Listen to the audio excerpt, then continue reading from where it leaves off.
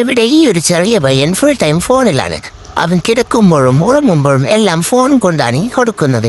ഒരു ദിവസം അവൻ ഫോണിൽ കളിച്ച് അറിയാതെ ഉറങ്ങിപ്പോയി.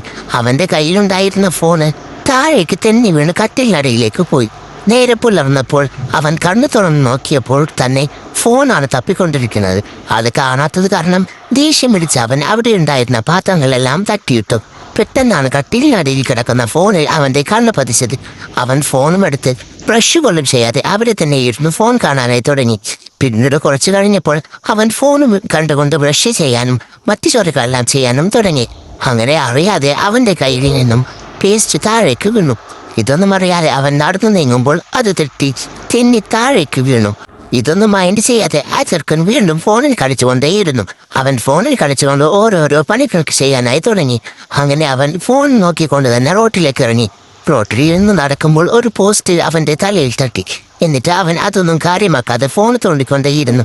അവൻ നടന്ന് റോഡ് ക്രോസ് ചെയ്യുന്നതിനിടെ ഫോണിൽ നോക്കി റോഡ് ക്രോസ് ചെയ്യുമ്പോൾ അപ്പുറത്തെ സൈഡിൽ നിന്നും ഫോൺ പിടിച്ചുകൊണ്ട് ഒരാൾ വണ്ടി ഓടിച്ചു വരുന്നുണ്ടായിരുന്നു. ഇവരുടെ രണ്ടുപേരുടെയും അശ്രദ്ധ കാരണം അവനെ ആ വണ്ടി ഇടിക്കാനായി ചെന്നു. വണ്ടി ഇടിക്കാനായി ചെന്നപ്പോൾ ആ വണ്ടിയുടെ ഡ്രൈവർ ബ്രേക്ക് പിടിച്ചതും വണ്ടി മറിഞ്ഞ് താഴേക്ക് വീണു.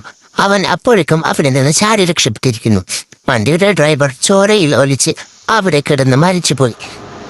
ഇത് കണ്ട് നാട്ടുകാർ മുഴുവനും ഓടി വന്ന് അവരെല്ലാവരും ഫോണിൽ ഫോട്ടോ എടുക്കാനായി തുടങ്ങി. അയാളുടെ മരിച്ച ഫോട്ടോ